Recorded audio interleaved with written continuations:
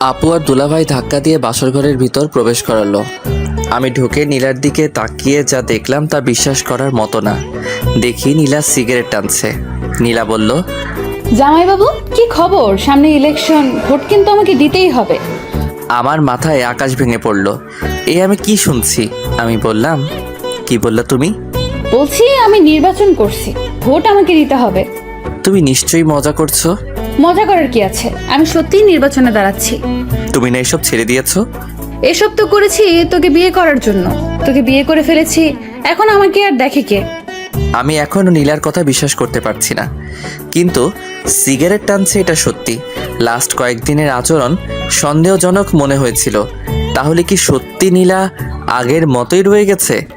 এখন রাস্তায় রাস্তায় ঘুরে বেড়াবে? নীলা বলল, কিরে কি ভাবছিস? সিগারেট খাবি? নে ধর। আমি সিগারেটটা হাত থেকে নিয়ে ফেলে দিলাম। এই কাজ করার পর নীলার মুখ রাগে লাল হয়ে যায়। বসা থেকে উঠে এসে আমাকে চড় মারল আর বলল, তোর কত বড় সাহস, তুই আমার হাত থেকে সিগারেট ফালায় দিয়েছিস? জানিস আমি কে? আমি এই এলাকার বড় আপু। তাড়াতাড়ি সিগারেট ধরিয়ে আমার মুখে দে। আমি তাড়াতাড়ি সিগারেট ধরিয়ে নীলার মুখে দিলাম।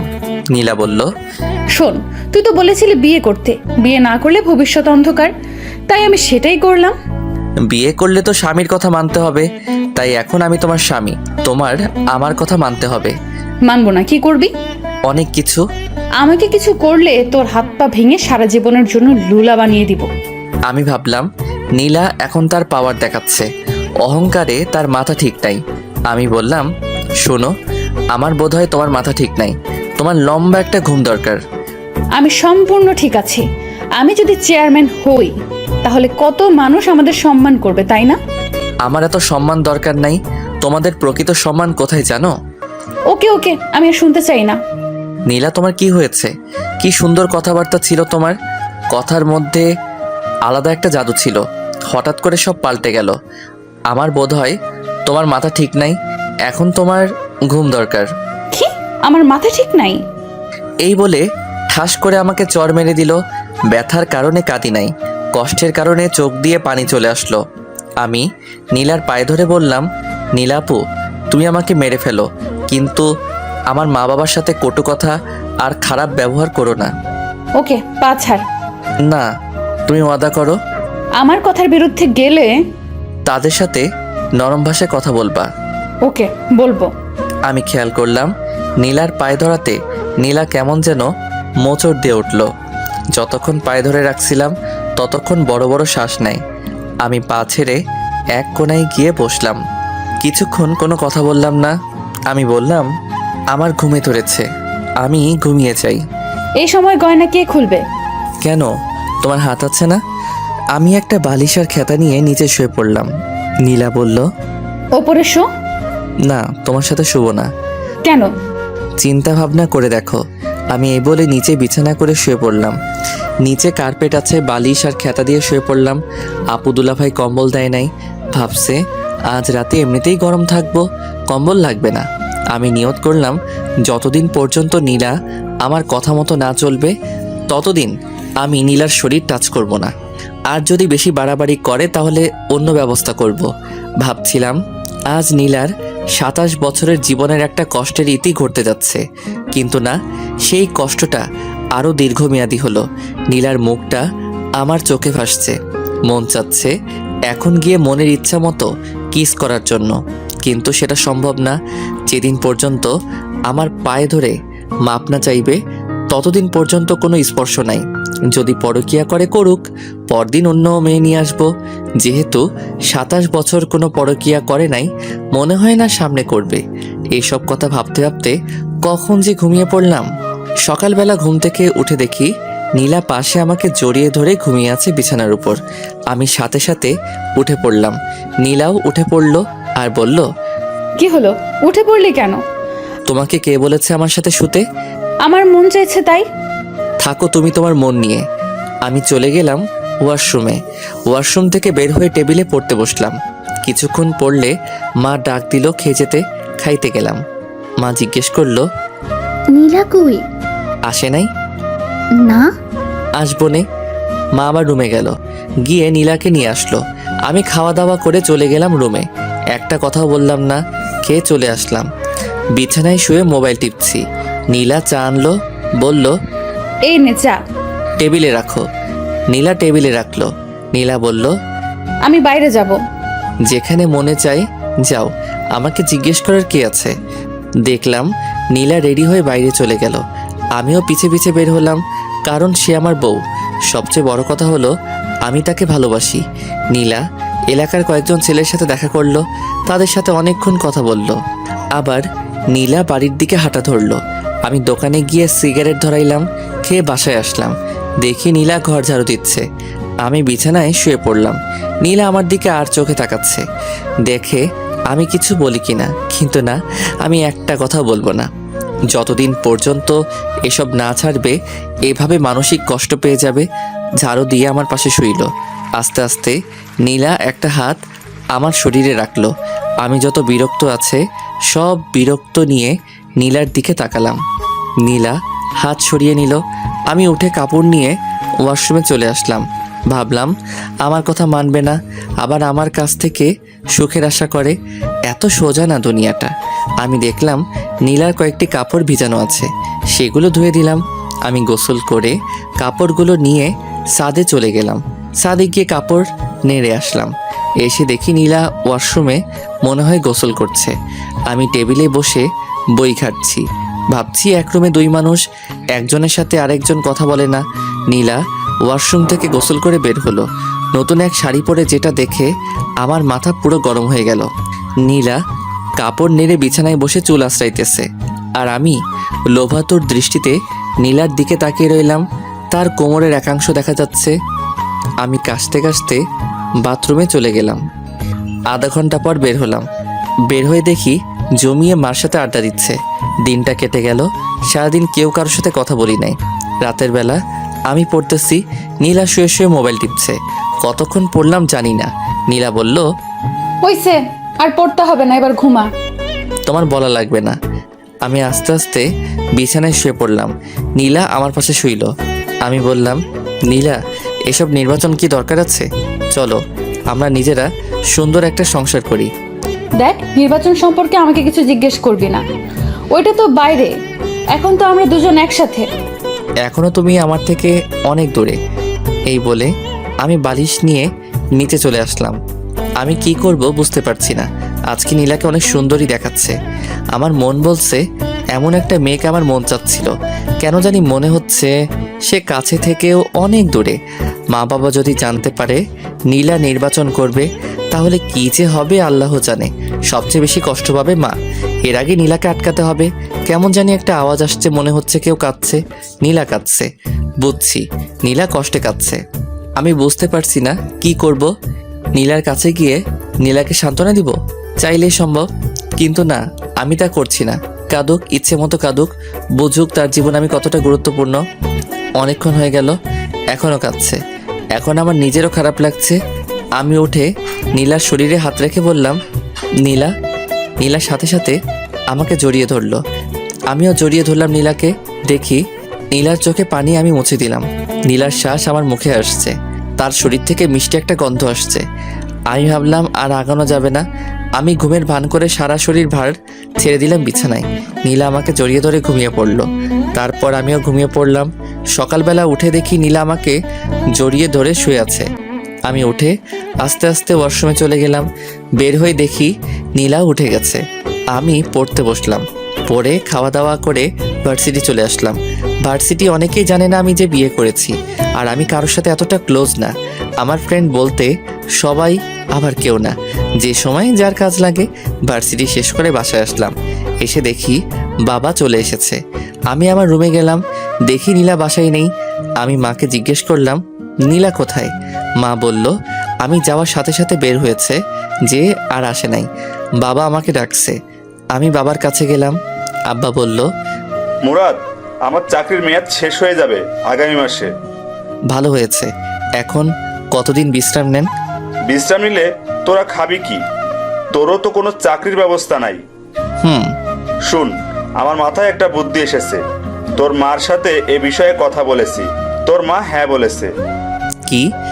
আমার চাকরির মেয়াদ শেষ হলে পেনশনের যে টাকা পাবো সেটা দিয়ে আমি দেশের বাড়িতে একটা বাড়ি করি আর বাজারে একটা দোকান নিয়ে বসি। আমরা তো সারা জীবন ভাড়াটিয়ায় থেকে গেছি। আমি ভাবলাম কথাটা খারাপ না। এদিকে আগামী মাস আসতে আর 6 দিন বাকি, আর নির্বাচন আসতে আরও 2 মাস বাকি। নীলার বাবা আমাকে অনেক টাকা ক্যাশ দিয়েছে, আমি একটা টাকাও নিতে চাই নাই।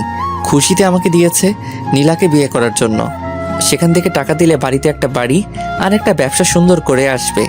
আর এদিকে বাবা মাও জানবে না নীলা যে নির্বাচন করছে, আমিও লেগে যাব চাকরির খোঁজে। এসব কিছু চিন্তা করে বললাম, আপনার বুদ্ধিটা ভালো, আপনার পেনশনের টাকা দিয়ে হবে সব কিছু। দেখি হয় কিনা, না হলে ধার করতে হবে। ধার করা লাগবে না, শ্বশুরবাড়ি থেকে যে টাকা পেয়েছি সেটা দিয়েই হবে। ওকে। তোমার অফিসে চাকরির কোনো পোস্ট খালি আছে? না। তাহলে আমি আগামীকাল থেকে লেগে পড়ি চাকরির খোঁজে। তাই কর। আমি রুমে এসে ভাবতে লাগলাম নীলা কোথায় গেল। নীলার মার কাছে ফোন দিলাম। হ্যালো আম্মা, কেমন আছেন? ভালো। বাবা তুমি কেমন আছো? ভালো। আম্মা, নীলা বলছিল বাড়ির কাছে এক বান্ধবীর বাসায় যাবে, সে কি আপনার এখানে এসেছে? না তো। ওকে, তাহলে বোধহয় এসে পড়বে। আমি ফোন কেটে দিলাম। নীলাকে ফোন দিলাম, ধরছে না, কেটে দিচ্ছে। আমি কি করব কিছু বুঝে পাচ্ছি না। ঘর থেকে বের হব তাকে খোঁজার জন্য, অমনি নীলা ঘরে ঢুকলো। আমি কিছু বললাম না, আর বললে কি হবে, সে তো আমার কথা শুনবেই না। এরপরেও আমি জিজ্ঞেস করলাম, কোথায় গিয়েছিলে? বাড়িতে গিয়েছিলাম। ও, মিথ্যা কথা ভালোই বলতে পারো। যেখানে মনে চায় সেখানে যাব, তোকে বলতে হবে? এমন কথা শুনে আমার মেজাজ গরম হয়ে যায়। আমি কানে কানে গিয়ে বললাম, রাতে তাহলে কাঁদিস, তোর খবর আছে। দেখবো না তুই কি করস। ওকে। মা নীলাকে ডাক দিল, নীলা চলে গেল। আমি একটু বাইরে বের হলাম, একটা চায়ের দোকানে গিয়ে সিগারেট নিলাম। কোথা থেকে জানি এক ছেলে এসে জিজ্ঞেস করলো, কি ভাই, কি খবর? আমি চিনতে পারলাম সাজিদ। এই তো আছি। তোমার আর বড় আপুর বলে বিয়ে হয়েছে? হুম। তুমি কি করে বড় আপুকে পটিয়ে বিয়ে করে ফেললে? আমার ভাবতে অবাক লাগছে। আরে ভাই, কপালে আছে। সেটাই, তোমার বউ তো নির্বাচনে পাশ করব। সত্যি? তুমি জানো না, আজকে যে বক্তৃতা দিছে অর্ধেকের বেশি মানুষ তার পক্ষে চলে এসেছে। তাই নাকি? ধুর ভাই, আপু আপনার কাছে কিছুই বলে না? কোথায় বক্তব্য দিয়েছে? আপনি জানেন না, ওই সামনের মোড়ে। এত আয়োজন, এত কিছু, এসবের খরচ কে দিয়েছে? বড় আপু। ধুর ভাই, আপনি আমার কাছ থেকে চালাকি করে কথা জেনে নিচ্ছেন। আপু জানতে পারলে আমাকে মারবে। ধুরু ভাই, বসো। মামা বেনসন দাও তো। মামা এসে সিগারেট দিল। আমি বললাম, আমার একটা কাজ করতে পারবা? আপুর বিরুদ্ধে আমি কিছুই করতে পারবো না। আরে বোকা, সে তো আমার বউ, আমি তার বিরুদ্ধে কি বলবো? শোনো, তুমি শুধু বলবা সামনে কোথায়, কোন জায়গায় তোমাদের বড় আপু বক্তব্য দেয়। কি করে বলবো? ফোন করে। ফ্ল্যাক্সির টাকা? 500 টাকা দিয়ে বললাম, এবার হবে। হুম। সাজিদ চলে যায়। আমি বাসায় আসি, এসে পড়তে বসলাম। দেখি নীলা খুব হাসি খুশি। রাতের খাবার খেয়ে আবার পড়তে বসলাম। আমি আর নীলা একটা কথা বলি না, কারণ এখনও নীলা আমার কথা শুনছে না। আজকে কত মানুষের সামনে বেপর্দা হয়ে কথা বলল। আমার শরীরটা শুধু জ্বলছে। সবাই তো নীলার দিকে লোভাতুর দৃষ্টিতে তাকিয়ে রয়েছে। এটা তো আমি বুঝি, ভাগ্যে নির্মম পরিহাস। নীলা যদি আমার কথা শুনতো। এদিকে নীলা শুয়ে শুয়ে মোবাইল টিপছে আর একটু পরপর হাসি দিয়ে ওঠে। আমি নীলাকে জিজ্ঞেস করলাম, নীলা, তুমি যে নির্বাচন করছো, এত টাকা কোথা থেকে? আমার জমানো টাকা। আর একটা টাকাও খরচ করো না, এসব টাকা রেখে দাও, ভবিষ্যতে দেখবে তোমার সন্তানের জন্য অনেক কাজে লাগবে। আমার না মা হওয়ার অনেক ইচ্ছা। তুমি মা হওয়ার যোগ্যতা নেই। তুই যদি মা হওয়ার, বেচারা ছোট বাচ্চাটা শুধু কষ্ট পাবে। আমি মা হলে বাচ্চাটাকে সারা দিন বুকের কাছে আগলে রাখতাম। শুনছি তুমি বলে নির্বাচনে জিতবে, আর এদিক দিয়ে যদি তুমি মা হও তাহলে কি হবে? তুমি সারাদিন কাজে এখানে সেখানে ঘুরে বেড়াবে, আর এদিকে বাচ্চাটা তোমার বুকের এক ফোঁটা দুধের জন্য কান্না করবে। আমি এসব দেখতে পারবো না।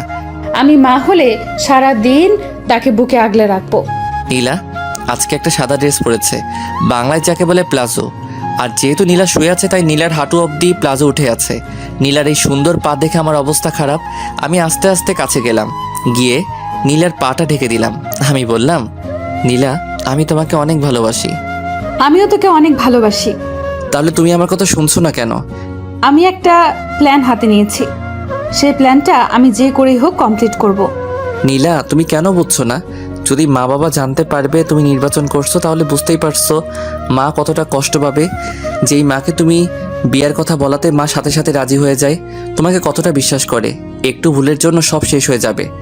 আমাকে একজন বলছে একজনে অনেক কথা বলবে, এসব কথায় কান্না দিতে। সকল স্বামী তার স্ত্রীর ভালো চায়, আমি কখনো তোমার খারাপ চাই না নীলা। এসব হলো ছেলে মানুষের কাজ। তোমার উচিত আমাদের সংসার কিভাবে সুন্দর করা যায় সেটা চিন্তা ভাবনা করা। যা তো এখান থেকে তুই, আমার ভালো লাগছে না। আমি জানি নীলা, আজকে তুমি কোথায় গিয়েছো। জানলে ভালো। কেন নীলা, তোমার কি একটু জানের ভয় নেই? আছে। তাহলে এত মানুষের সামনে বেপর্দা হয়ে কিভাবে কথা বললে? আমি অনেকক্ষণ প্র্যাকটিস করেছি। আর আমাকে কি কেউ মেরে ফেলবে নাকি? তুমি একা একা চলো, আমার ভয় করে। তাহলে তুই আমার সাথে চল। নীলা, তুমি আমাকে ভালোবাসো? যদি আমি তোমাকে ছেড়ে চলে যাই তাহলে তুমি কষ্ট পাবে না? ছেড়ে চলে যাবে মানে?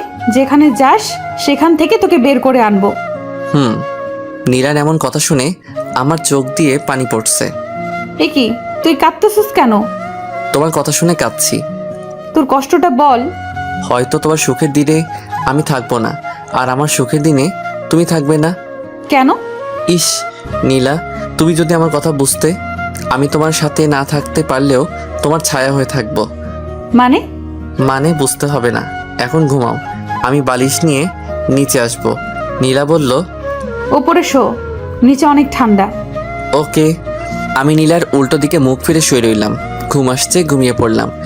নীলার যে করে হোক নির্বাচনে দাঁড়াবে এবং পাশ করেও নিজের নাম সারা দেশে ছড়িয়ে দিবে। এখন যদি যে কোনো বাতাসই উপেক্ষা করবে, রাস্তাঘাটে হাঁটলে কত সম্মান করবে মানুষ। মুরাদের আবদার নীলা বুঝতে পারে, কিন্তু নীলাকে নির্বাচনে দাঁড়াতেই হবে। নীলা ভাবছে, নীলা নির্বাচনে পাশ করলে মুরাদ দেখবে তার কত সম্মান। তার আগে যেভাবেই হোক তাকে টিকে থাকতে হবে। নীলা আবার ভাবে সে কোনো ভুল করছে না তো, কিন্তু লোকের সমর্থনে সব ভুলে যায় নীলা। নীলা বুঝতে পারছে মুরাদ খুব কষ্ট পেয়েছে। মনে মনে নীলা ভাবে আর মাত্র 2টা মাস, তারপর দেখতে পাবে তোমার আর কোনো কষ্ট থাকবে না। নীলারও ঘুম পাচ্ছে।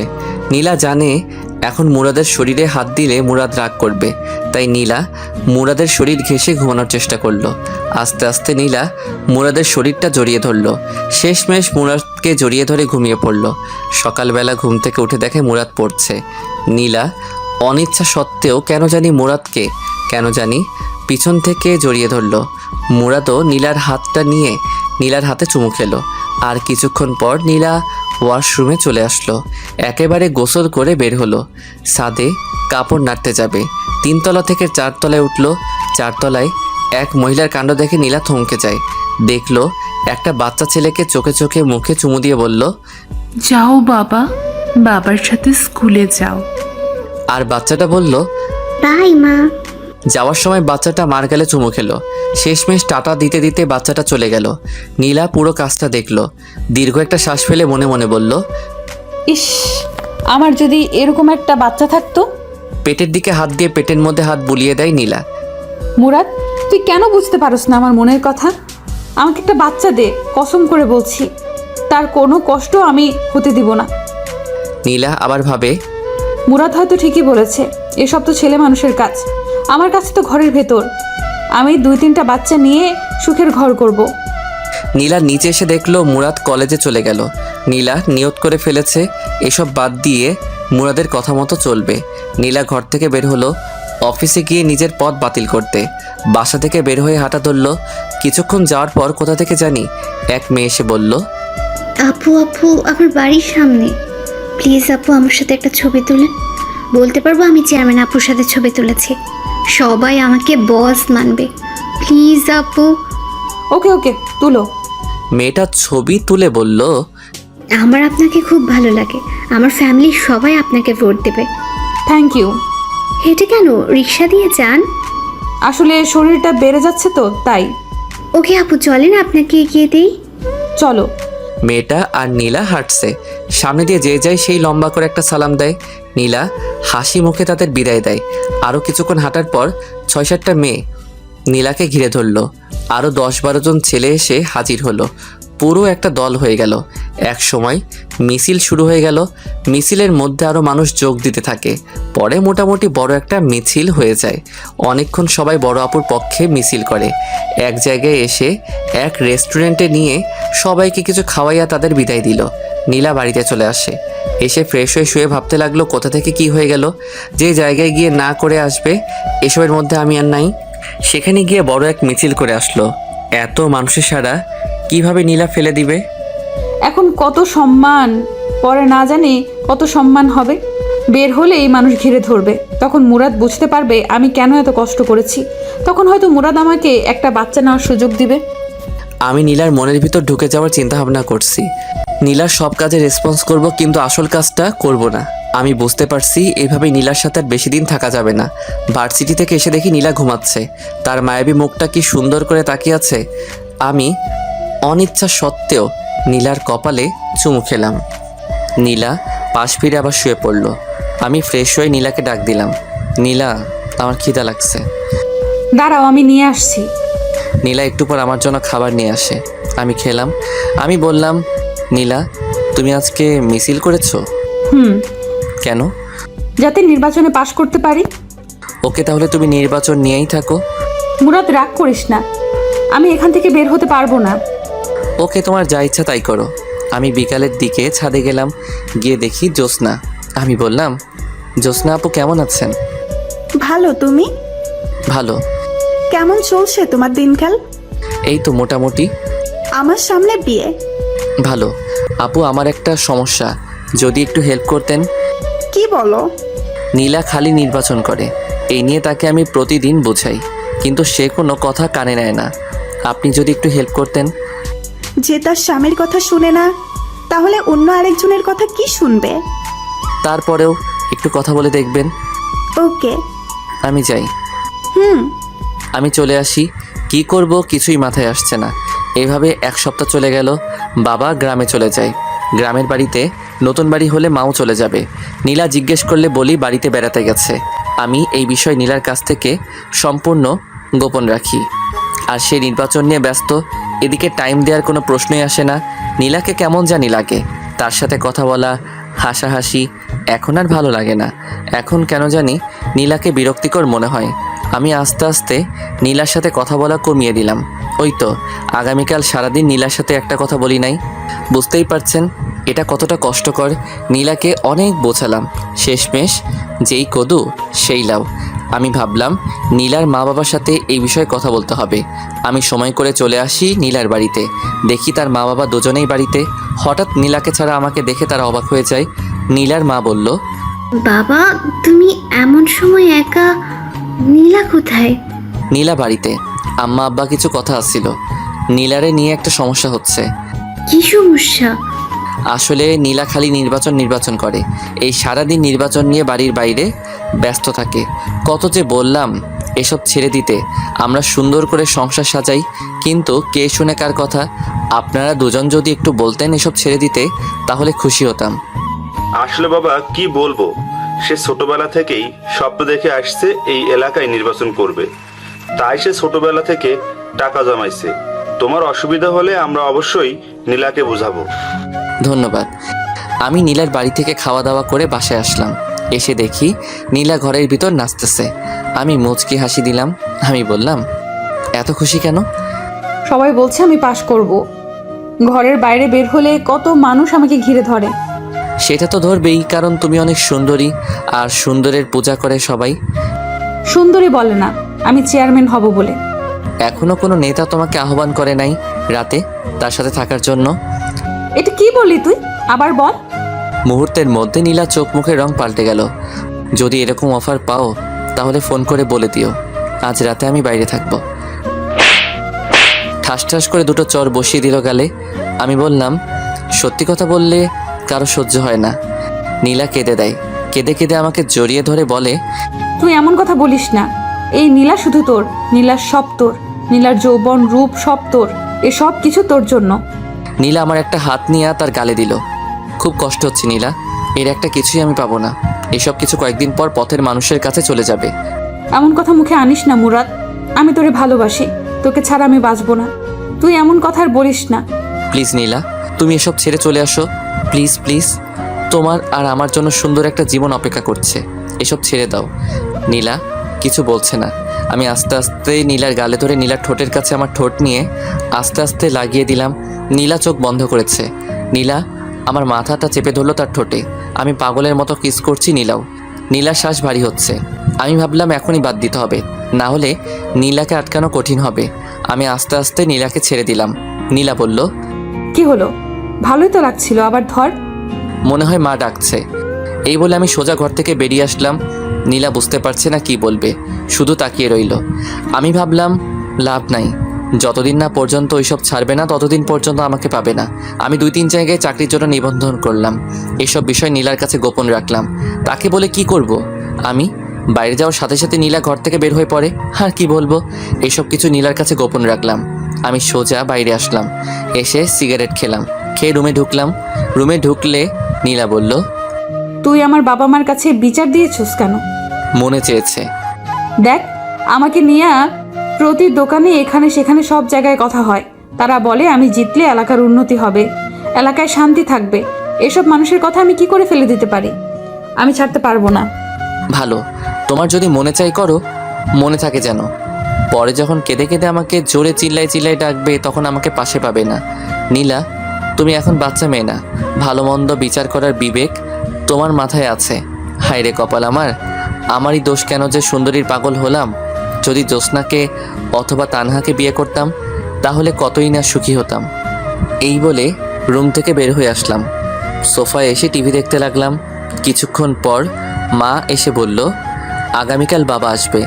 দিনটা কেটে গেল নীলার সাথে, আর কথা বলি নাই। পরদিন বাবা এসে আমাকে ডাকা শুরু করলো। আমি গেলাম বাবার কাছে। একটা কাগজ ঢিল দিয়ে বলল, এসব কি মুরাদ? আমি কাগজ ধরে দেখি নীলার নির্বাচনের পোস্টার। তার মানে বাবা জেনে গিয়েছে নীলা নির্বাচন করছে। বাবা আবার বলল, কোথায় তোর বউ? কোথায়? আস্তে বাবা, আমার কথা শোনো। কি শুনবো? আমি জানি নীলা নির্বাচনে দাঁড়াচ্ছে। কি বললি তুই? নীলা নির্বাচনে দাঁড়াচ্ছে? তার কত সাহস! তাড়াতাড়ি তার মাকে ফোন দে। এমন অলক্ষী মেয়ে আমাদের দরকার নেই। শোনো, আমি তোমাদের বুঝিয়ে বলি। বাবা, আমি জানি না যে নীলা নির্বাচনে দাঁড়াচ্ছে। বাসরাতে সে আমাকে বলে, তখন যা হওয়ার হয়ে গেছে, এখন তার কিছু করার নাই। আমি নীলাকে অনেক বোঝালাম, কিন্তু কে শুনে কার কথা। আব্বা মা যা হওয়ার হয়ে গেছে, তোমরা কোনো টেনশন করো না, আমি বিষয়টি দেখছি। তোর বউ যেন আমার সামনে না পড়ে। ওকে, আমি দেখছি। আমি চলে আসলাম। দেখি নীলা চুপচাপ বসে আছে আর আমার দিকে আর চোখে তাকাচ্ছে। আমি হাসি মুখে বললাম, তোমাকে কিছু বলবো না, তোমার যা মনে চাই করো। নীলা কিছু বলল না। আমি চুপচাপ বেলকনিতে গিয়ে বাইরে তাকিয়ে রইলাম। নীলা আমার পাশে এসে দাঁড়ালো আর বলল, তোকে আমি কষ্ট দিতে চাইনি মুরাদ। আমার কষ্ট তো কিছুই না। মা আর বাবা অনেক দুঃখ পেয়েছে তোমার এই অপ্রত্যাশিত কাজে। সরি। সরি বলে কি লাভ? সরি বললে কি আর তুমি এসব থেকে ফিরে আসবে? তুমি তো বুঝতে পারছো না সবাই তোমাকে কি সম্মান করবে। বলবে দেখো দেখো চেয়ারম্যানের জামাই। সব ছেলেরা তোমাকে দেখে হিংসা করবে। নীলা, তুমি এখনো ছোট রয়ে গেছো। আমার জায়গায় যদি অন্য কেউ থাকতো তাহলে এতদিনে কি চেয়ারম্যান হয়ে যেতে। আমি যে ভালো সেই জন্য তোমাকে বাধা দিচ্ছি। শুনো, এখন তুমি গিয়ে আমার মায়ের কাছে আর বাবার কাছে মাপ চাইবা। বলবা আর আমি নির্বাচনে দাঁড়াচ্ছি না। বলবো না। বলবা না? না না না। আমি আমার হাত উঠাইলাম চর দিতে, কিন্তু কোনো এক টানে আর পারলাম না চর মারতে। নীলা বলল, মারলি না চল, দেখতাম তোর কত সাহস। এখন যদি আমি একটা ফোন করি তাহলে শত শত ছেলে চলে আসবে। আমি চাইলে তোকে মেরে বুড়িগঙ্গা নদীতে ফেলে দিতে পারি। আমি মোবাইল দিয়ে বললাম, এই নাও, এখন তোমার ছেলেদের ফোন দাও, তারা আসুক, এসে আমাকে মেরে বুড়িগঙ্গায় ভাসায় দিক। তুই কি ভাবছিস আমি পারবো না? তুমি আবার না পারতে পারো। আমি কানে কানে গিয়ে বললাম, পারলে করে দেখা। আমি সেখান থেকে চলে আসলাম। আমার আর ভালো লাগছে না। এখন থেকে আর নীলার সাথেই শুবো না। আজ 1 সপ্তাহ হলো নীলার সাথে শুই না। আমি আমার মতো, নীলার মতো। এদিকে আমার চাকরির ইন্টারভিউর জন্য কল আসলো।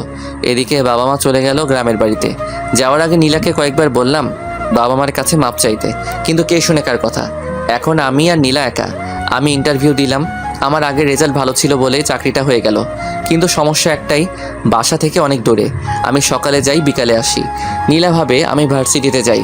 কিছুদিন পর সন্ধ্যার সময় বাসায় ঢুকলাম। দেখি নীলা আর 5 জন ছেলে একজন মেয়ে বসে আড্ডা দিচ্ছে। তাদের একজনের হাতে সিগারেট, নীলাও সিগারেট খাচ্ছে। আমি ঘরে ঢুকলে নীলা বলল, এ হলো আমার স্বামী মুরাদ। মাঝখান থেকে একজন ছেলে বলে উঠল, বড় আপু, আপনি বিয়ে করে ফেলেছেন? আমরা তো জানি না। আসলে সবই কপাল, আর মুরাদ কিন্তু খুব ভালো ছেলে, কেউ তার সাথে বেয়াদবি করবি না। ওকে আপু। আপু, আমাদের কাজটা বুঝিয়ে দেন। নীলা আমাকে বলল, মুরাদ, তুই একটু ঘরে যা। ওকে। আমার মাথা পুরো গরম হয়ে আছে, কিছু বলবো না তাকে। আমি ভাবলাম এভাবে আর চলতে পারে না। আরে আমার তো একটা সম্মান আছে। চেয়ারম্যান হওয়ার পর সবাই বলবে, দেখো দেখো চেয়ারম্যানের জামাই, কিন্তু সেটা বলবে টিটকারি করে। ভাবলাম আজ নীলাকে শেষবারের মতো বলবো, তারপর অন্য কোনো রাস্তা দেখতে হবে। নীলা তাদের সাথে কথা বলে অনেকক্ষণ। এই ফাঁকে আমি তাদের জন্য হালকা নাস্তা নিয়ে যাই। নীলার অহংকারে শেষ নাই। নীলা তাদের ছোটোখাটো মিটিং শেষ করলো। আমি পড়তে বসলাম। রাতে খাওয়ার জন্য নীলা আমার জন্য বাইরে খাবার আনে। আমি খেলাম। ভাবলাম আজ একসাথে শুই। আমি শুলাম তাড়াতাড়ি, কারণ সকালে অফিসে যেতে হবে। দেখি নীলা মোবাইল টিপছে। আমি বললাম, নীলা বলো। মোবাইল রাখো। ওকে বলো। নীলা, তোমার নির্বাচন আর কতদিন আছে? আর মাত্র 15 দিন। ভালো, তোমাকে শেষবার ওয়ার্নিং দিচ্ছি। তুমি কি এখান থেকে বের হতে পারবে? আর কতবার বলবো? তাহলে শোনো, এসব ছেলে পেলে নিয়ে ফ্ল্যাটে আসবা না। কেন? আমি না করছি তাই। ওকে, তোমার যা ইচ্ছা। আমি বিছানায় শুয়ে ঘুমিয়ে পড়লাম। পরদিন সকালে উঠে গেলাম অফিসে। অফিস শেষ করে অফিসের আশেপাশে বাসা খুঁজতে লাগলাম। নীলার মুরাদের একই জ্ঞান জ্ঞান, আর ভালো লাগে না। প্রতিদিন একই বিষয় নিয়ে কথা বলে। ভালো হয়েছে তার বাবা মা চলে গেছে, না হলে কত বাধার সম্মুখীন হতে হতো। মুরাদকে নীলা অনেক ভালোবাসে, সেজন্য নীলা এত অসম্মানের পরেও মুরাদের কাছে পড়ে রয়েছে। কিন্তু নীলা বুঝতে পারছে না মুরাদের কি হয়েছে। কিছুদিন ধরে মুরাদ নীলার সাথে খুব ভালো ব্যবহার করছে, খুব হাসি খুশি, সব কাজে রেসপন্স। নীলা বুঝতে পারলো মুরাদ তাহলে এতদিনে সব কিছু বুঝতে পারছে। ওই তো সেদিন নীলার মিটিং করে আসতে দেরি হয়েছিল। মুরাদ এগিয়ে গিয়ে নীলাকে নিয়ে আসে। শীত বলে দুজন এক চাদরের ভিতর একজন আরেকজনকে জড়িয়ে ধরে বাসায় আসে, যা দেখে নীলার খুব ভালো লাগে। এই মাসের শেষ কয়েকদিন নীলা মুরাদকে জড়িয়ে ধরে ঘুমায়। মুরাদের প্রতি নীলার ভালোবাসা অনেক বেড়ে যায়। কিন্তু এসব কিছু রীতি ঘটলো ওই দিন দুপুরে। ঘুম থেকে উঠে দেখলো মুরাদের বই কাপড় চোপড় কিছুই নেই, আর টেবিলের উপর একটা চিঠি পেল। নীলা উঠে পুরো রুম দেখলো, তেমন কিছুই নেই। কয়েকটা বই আর কিছু কাপড় চোপড় পরে আছে, সেগুলো পুরাতন। আলমারি খুলে দেখলো মুরাদের কিছুই নেই। তাহলে কি মুরাদ চলে গেল কোথায়? নীলা জোরে জোরে মুরাদ বলে ডাক দিল। তার শব্দই আবার ফিরে আসলো। পুরো ফ্ল্যাট চেক করলো, প্রয়োজনীয় সব কিছু আছে। নীলা আস্তে আস্তে চিঠির কাছে আসলো। নীলার বুকটা কাঁপছে। মুরাদ কি চলে গেছে? আগে মোবাইল নিয়ে কল করলো মুরাদের নাম্বারে, ফোন বন্ধ। এবার চিঠির কাছে এসে চিঠি হাতে নিল, কাপা কাপা হাতে। চিঠি খুলে পড়তে লাগলো। চিঠিতে লেখা আছে, নীলা, আমি কোনো চিঠি লিখছি না যাতে পরে উত্তর দিতে না পারো। নীলা, একটা কথা তো জানো, স্বাধীনতা অর্জন করার চেয়ে রক্ষা করা কঠিন। আমার ক্ষেত্রে সেটাই হয়েছে। আমি তোমাকে খুব ভালোবেসে ফেলেছিলাম, কিন্তু সেটা ধরে রাখতে পারিনি।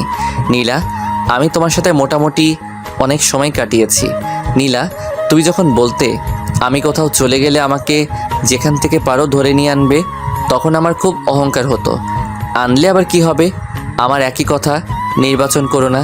সেরকম কথা তোমাকে শুনতে আর হবে না। আমি চলে গেলাম। এখন তুমি নির্বাচনে বেশি ফোকাস করতে পারবে।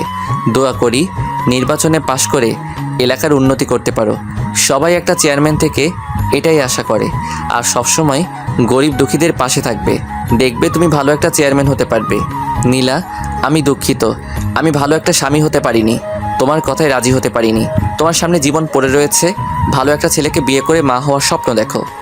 খুব ইচ্ছে ছিল বাবা হওয়ার, কিন্তু সেটা হলো না।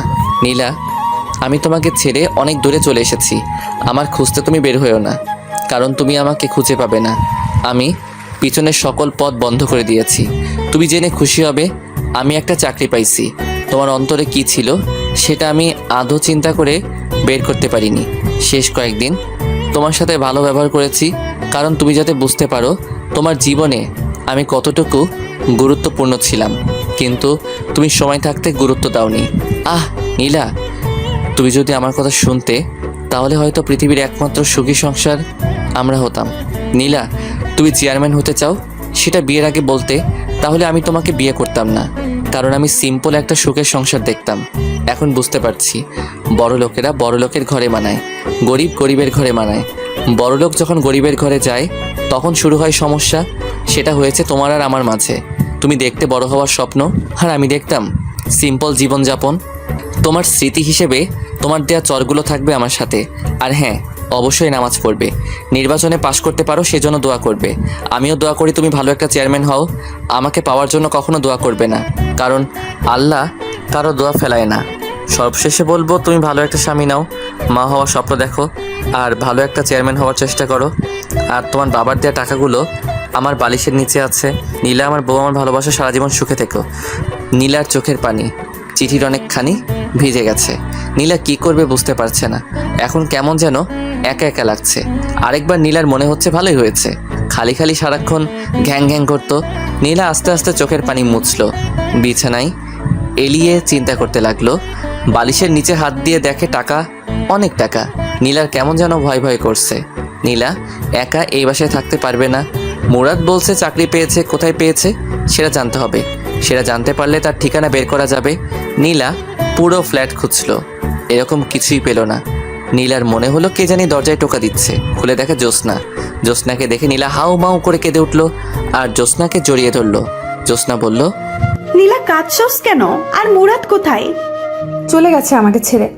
সেটা তোর জন্য আরো ভালো হয়েছে। এখন শান্তি মতো তুই নির্বাচন করতে পারবি, আর তোকে কেউ বাধা দিবে না। না না, এ হতে পারে না। সেজন্য মুরাদ আমাকে ছেড়ে চলে যাবে? আমি তোকে আগেই বলেছি মুরাদের কথা মতো চল। কিন্তু সে চলে যাবে কেন? তুই তার কথা 16 কানা শুনুস নাই। তুই যদি তার কথা মতো চলতি, ইস, তোর জায়গায় যদি আমি থাকতাম তাহলে আমি কোনো কথার অবাধ্য হতাম না। এখন আমি কি করব? তাকে ছাড়া কিভাবে থাকবো? তোর যেটা প্রাপ্য তুই সেটাই পাইছস। তাকে আমি ভালোবাসি। এমন ছেলেও পাওয়া যায় বইয়ের কারণে বাড়ি থেকে চলে যায়। আমি তাকে ছাড়া থাকতে পারবো না। তাকে আমি অনেক কষ্ট দিয়েছি। আল্লাহ, তুমি তাকে আমার কাছে ফিরিয়ে দাও। শোন, সে মনে হয় আর আসবে না। তুই এখানে থাকতে পারবি না। ঘন্টা 3 আগে আমার কাছে মুরাদ গিয়েছিল, তারপরে এই কাগজটা আমার কাছে দিয়ে যায়। কাগজে কি আছে শুনবি? বলো। জ্যোৎস্না আপু, তুমি আমার একটা কাজ করে দিও। আমি চলে যাচ্ছি নীলাকে ছেড়ে। নীলা তো এখানে একা থাকতে পারবে না, আর যদি থাকে তাহলে বলবেন কাউকে সাথে নিয়ে থাকতে, কারণ রাতে বুঝতে পারবে রাতটা তার জন্য কতটা নিষ্ঠুর। নীলা যদি চলে যায় তাহলে ফার্নিচারগুলো নিচের দেওয়া ঠিকানায় পাঠিয়ে দিয়েন। আর কিছু টাকা আছে। না, আমি এখানেই থাকবো। শেষমেশ আমি এই ঘরটা নিয়ে আমি বেঁচে থাকতে চাই। আমি শিওর মুরাদ আমাকে অনেক ভালোবাসে। সে একদিন ফিরে আসবে, সে একদিন ফিরে আসবে। সেটা তোর কপাল। তার আগে তোকে নির্বাচন থেকে বেরিয়ে আসতে হবে। তোর বিয়ের আর কয়দিন আছে? আর 13 দিন। এখন থেকে নিয়ে বাকি দিনগুলো তুই আমার সাথে থাকবি রাতে। ওকে, পরে দেখি। আমি যাই, মনে হয় মা ডাকছে। একটু পর একেবারে চলে আসিস। ওকে। জ্যোৎস্না চলে গেলে নীলা ফুপিয়ে কাঁদতে লাগলো। ভাগ্যের জোরে অফিসের পাশে একটা ব্যাচেলর ফ্ল্যাট পেয়ে যাই, সেখানে উঠি। ভাবলাম আজ সব কিছু সমাপ্তি হলো। নীলাকে ভালো লাগতো, কিন্তু নীলার নির্বাচন ভালো লাগতো না। আমি যে রুমে সিট নিলাম সেই রুমে আরও 2 জন আছে। তারা 2 জন চাকরিজীবী, তাই আমাদের ফাইজলামো করার কোনো প্রশ্নই আসে না। যাই হোক, পরদিন সকালে অফিসে গেলাম। আমার মুখ থেকে হাসি নামক শব্দটি উধাও হয়ে গেছে। অধিকাংশ সময় আমি নীলাকে নিয়ে চিন্তা করি। ফেলে এসেছি, আবার কোনো ভুল করিনি তো? যদি কোনো অঘটন ঘটিয়ে ফেলে? কিছু ভালো লাগছে না। অফিসে কত মানুষ হাসাহাসি করে, আমি সারাক্ষণ আমার কাজ নিয়ে ব্যস্ত থাকি। সারাক্ষণ নীলার মুখটা সামনে ভাসে। অফিসের ম্যানেজার সবাইকে ডাক দিল, আমিও গেলাম। আমি গিয়ে পিছনে এক কোণায় দাঁড়িয়ে রইলাম। এক একজনকে এক এক কাজ দিয়ে বিদায় করছে ম্যাডাম। সবার পরে আমার সিরিয়াল আসলো। মেয়েটা আমার থেকে মনে হয় 3 বছরের ছোট। ছোট হলে কি হবে, বস তো বসই। আমাকে আমার কাজ দিলে আমিও চলে আসি। অফিসে কত মেয়ে, সারাক্ষণ নীলার কথা মনে পড়ে। নীলা এখন কি করছে? মনে হয় কাঁদছে, আবার মনে হয় সে তো এখন খুশিতে নাচছে, কারণ তাকে বাধা দেওয়ায় আর কেউ নেই। ধুর, যেটা চলে গেছে সেটা গেছেই, এখন কাজে মনোযোগ দেই।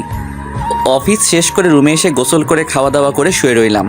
কিছুক্ষণ শুয়ে থাকার পর পাশের একজন বলল, তার নাম সাজ্জাদ। ভাই, আপনি এরকম সব সময় নীরব আর মুখ গোমরা করে রাখেন কেন? কোনো সমস্যা আমাদের বলেন, দেখি হেল্প করতে পারি কিনা। ভাই, আপনার কি বউ আছে? হ্যাঁ ভাই। তার কথা আপনার মনে পড়ে না? হ্যাঁ মনে পড়ে। প্রতিদিন কথা বলি, আজকে তো কয়েকবার কথা বললাম। ভাই আমি আমার বউকে সারা জীবনের জন্য ছেড়ে চলে এসেছি, তাই ভাই তার কথা চিন্তা করি। কেন ভাই, আপনি আপনার বউকে ছেড়ে চলে এসেছেন? ভাই শখের বশে এক সিনিয়র আপুকে বিয়ে করেছিলাম। বিয়ের পর তার কথা আমি শুনতাম, কিন্তু সে আমার কথা শুনতো না, তাই ছেড়ে চলে এসেছি।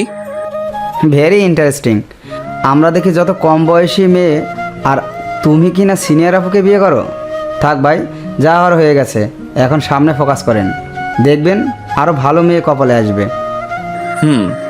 আমি পড়তে বসলাম, কারণ আমাকে ভার্সিটি শেষ করতে হবে। এটা বেসরকারি, যে কোনো সময় চাকরি চলে যেতে পারে। পরদিন অফিসে গেলাম, সারাদিন অফিস করলাম, কারোর সাথে কথা বলিনি। সবাই টিফিন করে আর আমি নীলার কথা চিন্তা করি। সে কি এখনও ঠিক আছে নাকি? আমি নেই বলে কারোর সাথে কামে লিপ্ত হয়েছে? না না, নীলা এরকম মেয়েই না। ভাবলাম নীলাকে একটা নজর দেখে আসবো, আগামীকালই যাব। অফিস শেষ করে চলে আসব। এক লোক এসে খবর দিল ম্যানেজার ডাকছে।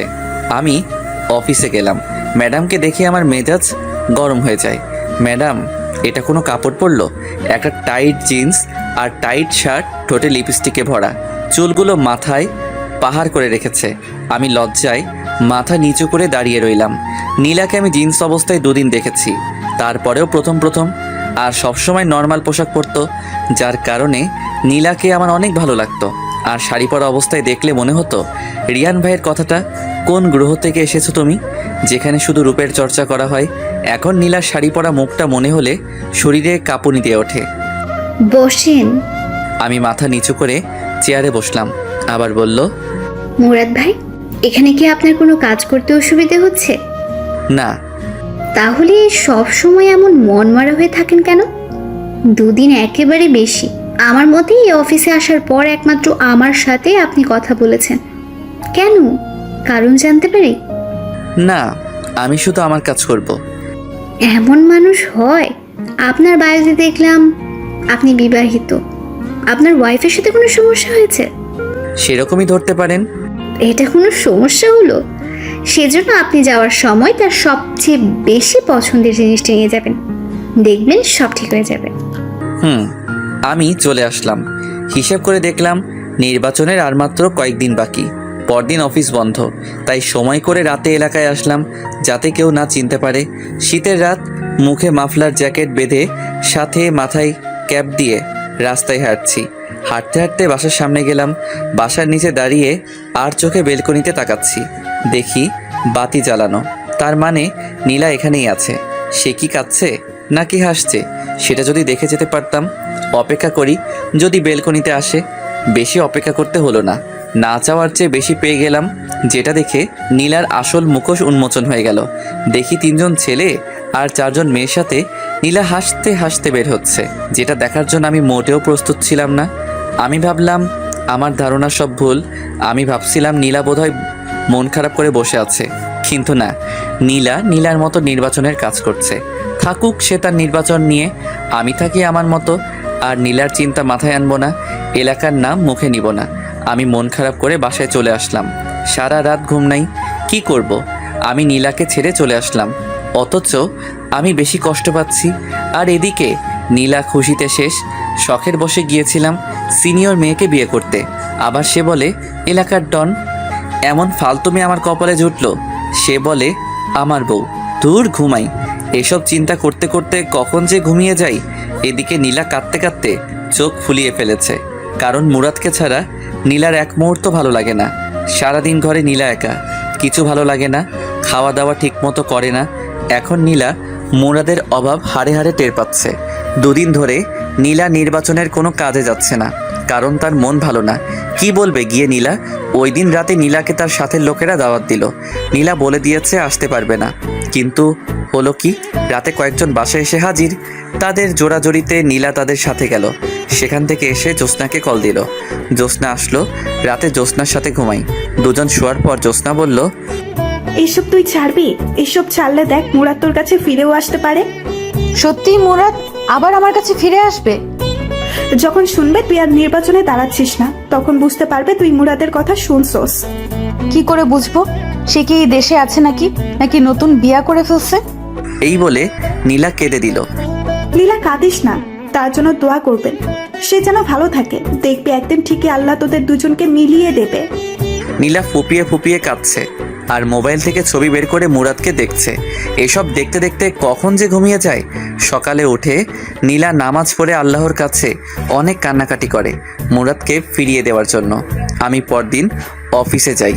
গতকাল থেকে আজকে আমার মনটা বেশি খারাপ। অফিস শেষ করে চলে আসব, একজন এসে বলে গেল ম্যাডাম ডাকছে। আমি ম্যাডামের অফিসে গিয়ে মাথা নিচু করে দাঁড়িয়ে রইলাম। বললাম, বসেন। আমি আস্তে আস্তে বসলাম। এখন আপনি আমার সামনে হাসি দেবেন। পারবো না। দেন বলছি, দেন, না হলে আপনার চাকরি নট। আমি হাসি দেওয়ার চেষ্টা করলাম, কিন্তু হাসির বদলে ফুপিয়ে ফুপিয়ে কান্না শুরু করলাম। এটা কি হলো? আমি বললাম হাসতে আর আপনি কিনা কাঁদছেন। প্লিজ কাঁদবেন না, এই নিন টিস্যু। টিস্যু নিয়ে আমি চোখ মুছলাম। ম্যাডাম বলল, এক্স্যাক্টলি আপনার সমস্যা কি আপনি আমাকে খুলে বলবেন? হুম। আপনার ওয়াইফ কি মারা গেছেন? না, তবে বেঁচে থেকেও আমার সাথে নেই। আমি বুঝেছি। যান, আপনাকে কিছুদিন ছুটি দিলাম, বউকে নিয়ে কোথা থেকে ঘুরে আসেন। আমি চলে আসলাম, কিন্তু পরের দিন আমি অফিসে যাই। ম্যাডাম অবাক হয়ে যায়, কিন্তু কিছু বলল না। আমি হিসেব করলাম নীলার নির্বাচন হতে আর সপ্তাহ 7 দিন আছে। কিছু ভালো লাগছে না, কেন জানি মন চাচ্ছে নীলাকে আরেকটা নজর দেখতে। দূর আমার বেহায়া মনে, আমি আর নীলার কথা মনে আনবো না। ভাবলাম আরেকটা বার দেখেই আসি, এটাই শেষ। পরদিন রেডি হয়ে রাতে বের হলাম। কিছুক্ষণ জার্নি করার পর এলাকায় পা রাখলাম। আমার উদ্দেশ্য বাসায় নিচে দাঁড়িয়ে তার হাসি মুখটা দেখে চলে আসবো। বাসার কাছে চলে আসলাম, এমন সময় একটা নারী চিৎকার আসছে। আমি আস্তে আস্তে হেঁটে আরও কাছে গেলাম। চিৎকার চেনা চেনা লাগছে। কাছে গিয়ে দেখি নীলা। আমার সারা শরীরে একটা হিমশীতল স্রোত বয়ে গেল। দেখি 4 জন ছেলে নীলাকে ঘিরে ধরেছে। একজন বলছে, তুই নির্বাচন করবি? শালিকে ধর, তার নির্বাচনের স্বাদ মিটিয়ে দেই। ভাবলাম তারা বিপক্ষ দলের কেউ। একজন ছেলে নীলার দিকে আগাচ্ছে। আমি বুঝতে পারছি না নীলাকে তারা কি করবে। দেখি ওনা টান দিয়ে সরিয়ে দিতে চাইলো। আমার মাথায় রক্ত উঠে গেল। ভাগ্যবশত আমার পাশে একটা বেলচা ছিল। আমি মুখটা ভালো করে ঢেকে নিলাম যাতে নীল না বুঝতে পারে। বেলচা নিয়ে আগালাম। যেহেতু চারদিকে অন্ধকার, তাই একদিক থেকে উদয় হয়ে যে নীলার ওড়না দিয়ে টান দিল, তার পিঠে গিয়ে আঘাত করলাম। শালা জোরে এক চিৎকার দিয়ে নিচে শুয়ে পড়লো। আমি আবার অন্ধকারে চলে গেলাম। আমি তাদের দেখছি, কিন্তু তারা আমাকে দেখছে না। তারা সতর্ক হয়ে গেল। আমি জায়গা পরিবর্তন করে আরেকটার পিছনে গিয়ে তার পায়ে আঘাত করলাম। সেও চিৎকার করে শুয়ে পড়ল। আমি আবার অন্ধকারে চলে গেলাম। আমি আবার জায়গা পরিবর্তন করে আরেকটার পিছনে গিয়ে তার ঘাড়ে আঘাত করলাম। সেও শুয়ে চিৎকার করতে লাগলো, ও মা গো, ও মা, ও মা গো। আমার অন্ধকারে চলে গেলাম। আমি অন্ধকারে চলে গেলাম। যেহেতু শীতের রাত, কুয়াশা, কিছুই দেখা যায় না। আবার রাত। আরেক হালা চিৎকার করে বলছে, শালা কে রে তুই? সাহস থাকলে সামনে আয়। আমি আস্তে আস্তে পা টিপে তার পিছনে গিয়ে দাঁড়ালাম। শেষমেশ সে বুঝতে পারে, কিন্তু ততক্ষণে আমার হাত রেডি। সে ঘুরে আর আমি তার কানের নিচে নরম জায়গায় ঘুষি চালালাম। সে দাঁড়ানো থেকে অজ্ঞান হয়ে ডাইরেক্ট রাস্তায় পড়ল। একজনকেও মাথায় আঘাত করলাম না, যদি মারা যায়। আমি আবার অন্ধকারে চলে গেলাম। বাকি 3 জন তাকে উঠিয়ে দৌড়। তারা চলে গেলে আমি নীলার সামনে প্রকাশ হলাম। তার সামনে বেলচা ঢিল দিয়ে রাস্তায় ফেলে ঘুরিয়ে উল্টো হয়ে হাঁটা ধরলাম। কিন্তু নীলার চালাক চোখ আমাকে চিনতে পারে। নীলা আমাকে ডাক দিল, মুরাদ, মুরাদ। এবার অনেক জোরে, কিন্তু আমি আমার মতো হাঁটছি। নীলা কাঁদে আর ডেকেই যাচ্ছে, মুরাদ, মুরাদ, আমার কথা শোনো। কিন্তু আমি আমার হাঁটা থামালাম না, কারণ পিছনে ফেরার টাইম নেই। আস্তে আস্তে নীলার মুরাদ, মুরাদ ডাক মিলিয়ে গেল। আমি আমার গন্তব্যের দিকে রওনা দিলাম। মুরাদ ডাক ডেকেই যাচ্ছে নীলা, কিন্তু কে শুনে কার কথা। নীলা বাসায় এসে বিছানায় শুয়ে কাঁদতে লাগলো। কাঁদছে আর বলছে, আমি কি দোষ করছিলাম? কেন তুই আমাকে এত বড় শাস্তি দিচ্ছস? কে জানি দরজায় টোকা দিল। খুলে দেখে জ্যোৎস্না। জ্যোৎস্নাকে দেখে হাউমাউ করে কেঁদে উঠল। বলল, মুরাদ ছিল ওটা। মুরাদ আমার কাছে আসছিল, আমাকে শয়তানগুলোর হাত থেকে রক্ষা করেছে। কোথায় সে? কই? কখন দেখছস? আমাকে বুঝিয়ে বল। আমি ডাক্তারের দোকান থেকে আসছিলাম ওষুধ নিয়ে, তখন 4 জন ছেলে আমাকে ঘিরে ধরলো। আমি জোরে জোরে চিৎকার করতে লাগলাম। তখন কোথা থেকে জানি এক ছেলে তাদের মায়ের দিল। ছেলের মায়ের সামলাতে না পেরে তারা চলে যায়। আমি ভালো করে খেয়াল করে দেখি ওটা মুরাদ। আমি কতবার যে ডাকলাম মুরাদ, মুরাদ বলে, কিন্তু সে আসলো না। আবার কাঁদা শুরু করলো নীলা। জ্যোৎস্না নীলাকে সান্ত্বনা দিতে লাগলো, দেখছস, মুরাদ সারাক্ষণ তোর উপর চোখ রাখছে। তুই ভালো করে চল। আমি যে কাঁদছি কষ্টে, সে কি শুনতে পাচ্ছে না? হয়তো। আর কাঁদিস না, ঘুমা, দেখবি সব ঠিক হয়ে যাবে। নীলা শুয়ে পড়ল। শুয়ে ভাবতে লাগলো, নীলা, মুরাদ আমার আশেপাশেই আছে। আমি যদি মুরাদের কথা মতো চলি, হয়তো মুরাদ আবার আমার কাছে ফিরে আসবে। আমি সেটাই করব। নীলা বুঝতে পারছে ঘরের মধ্যে ছেলে মানুষের কি দরকার। এখন নীলা বুঝতে পারে এসব নির্বাচন হলো ছেলে মানুষের জন্য, মেয়েদের জন্য হলো ঘর। যখন মেয়ে ছেলের জায়গায় যায় তখনই শুরু হয় ঝামেলা। আর আমি মুরাদকে ছাড়া কিছু কল্পনা করতে পারি না। মুরাদ আমার সব। এসব চিন্তা করতে করতে নীলা ঘুমিয়ে যায়। পরদিন ওঠে। এভাবে 5 দিন চলে যায়। নির্বাচনের আর 2 দিন আছে, কিন্তু মুরাদ আর আসে না। শেষমেশ নীলা নির্বাচন থেকে অব্যাহতি নেয়, কারণ তার দরকার মুরাদকে। আর নির্বাচন না করলে মুরাদ আসবে। মুরাদকে নিয়ে নীলা বাকিটা জীবন পার করে দিতে চায়। আজ 5 দিন হয়ে গেল, আমি ওই দিনের ঘটনা ভুলতে পারছি না। নীলার মুরাদ মুরাদ ডাকটা কেন জানি এখনো আমার কানে বাজছে। আমার মন বলছিল, যা গিয়ে তোর ভালোবাসাকে জড়িয়ে ধর, কিন্তু আমার পা সামনে হেঁটে চলে এসেছে। নীলাকে আমার অনেক মায়া লেগেছে, কারণ নীলা আগের থেকে অনেক শুকিয়ে গেছে। কেমন যেন নীলার মুখে সেই লাবণ্যতা নেই। আমি বুঝতে পারছি নীলা অনেক কষ্টে আছে, কিন্তু এত কষ্টের পরেও কি নীলা নির্বাচন ছেড়ে আমার কাছে মাপ চাইবে? আমার মা বাবার কাছে মাপ চাইবে? কে জানি। 6 দিনের মাথায় আমি অফিস শেষ করে চলে আসছি। এক লোক এসে বলল, ম্যাডাম ডাকছে। ম্যাডামের নাম তানিয়া। আমি অফিসে গেলে ম্যাডাম বলল, আপনার নাম কি? মুরাদ। আপনার ওয়াইফের নাম কি? সেটা না বললে হয় না? বাড়ি কোথায়? নরসিংদী। ওকে, যান। আমি ম্যাডামের কাজ করবার কিছুই বুঝলাম না। নির্বাচনের 2 দিন পর গেলাম এলাকায় শিওর হতে নীলা নির্বাচনে পাশ করেছে কিনা। আমি এলাকায় ঢুকে এক লোককে জিজ্ঞেস করলাম, ভাই, এই এলাকার চেয়ারম্যান কে? আগে যে ছিল সে। মানে তাহলে আপনাদের বড় আপু নির্বাচনে পাশ করে নাই? আরে ভাই, আর বললেন না, কত আশায় ছিলাম বড় আপু পাশ করলে এলাকার অনেক উন্নতি হবে, কিন্তু হলো কি, নির্বাচনের 2 দিন আগে বড় আপু নির্বাচন থেকে অব্যাহতি নেয়। পরে আর কি হবে, আগে যে আছে সেই পাশ করে। আমি লোকটাকে ধন্যবাদ বলে চলে আসলাম। ভাবলাম তাহলে নীলা এতদিনে আমার কথা শুনছে, কিন্তু সে সময় থাকতে শুনেনি। অতএব আমি আর নীলার কাছে যাচ্ছি না। এদিকে নীলা একা হয়ে গেল, কারণ জ্যোৎস্নার বিয়ে হয়ে গেছে। নীলা রাতে কিভাবে থাকবে? বাড়িতেও নীলা কিছু বলে নাই।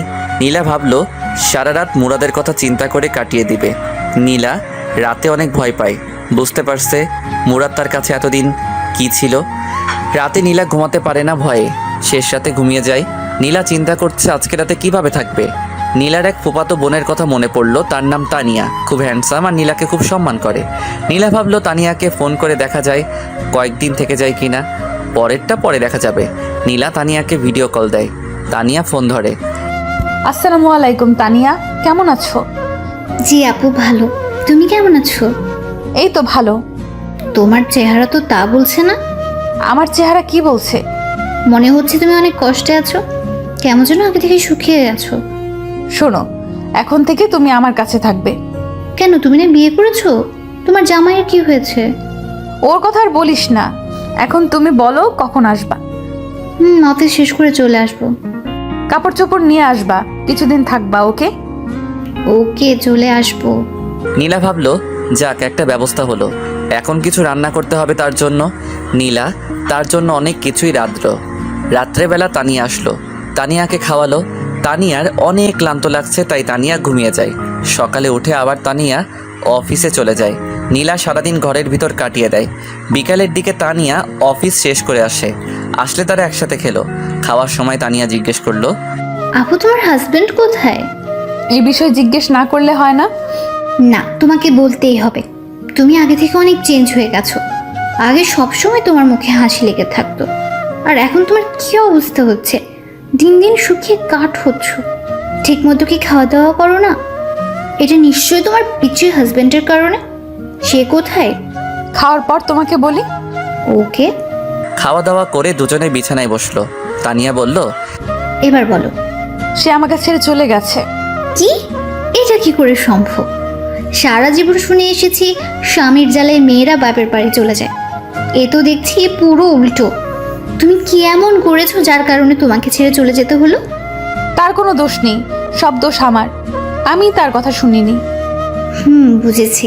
তুমি এখানে কেন পড়ে রয়েছো? সে যেহেতু তোমাকে ছেড়ে চলে গেছে, তাহলে তুমি বাড়ি চলে যাও। একা একা ভয় করে না?